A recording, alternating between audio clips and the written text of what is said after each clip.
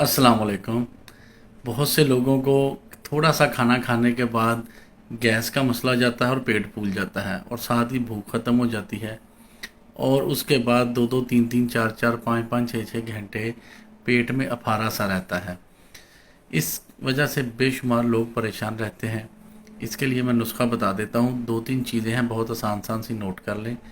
खुशक पुदीना पंसारी से आम मिलेगा। उसके साथ आपने क्या करना है, पुराना गुड़ ले लेना है, काली मिर्च ले लेनी है। ये तीनों चीज़ें, काली मिर्च आपने लेनी है 10 ग्राम, पुदीना आपने लेना है 50 ग्राम, गुड़ लेना है आपने 50 ग्राम। पहले पुदीने और काली मिर्च को अच्छी तरह पीस कर पाउडर बना लें। उसके बाद जो गुड़ होगा उसमें ये दोनों पीसी हुई चीज़ें शामिल करके उसके अच्छी तरह कूटें और बेर जितनी गोलियां बना लें। ये गोलियां आप किसी शीशी में संभाल लें। खाने के फ़ौरन बाद 2 गोलियां पानी के साथ 15 दिन खाएं, इंशाल्लाह गैस का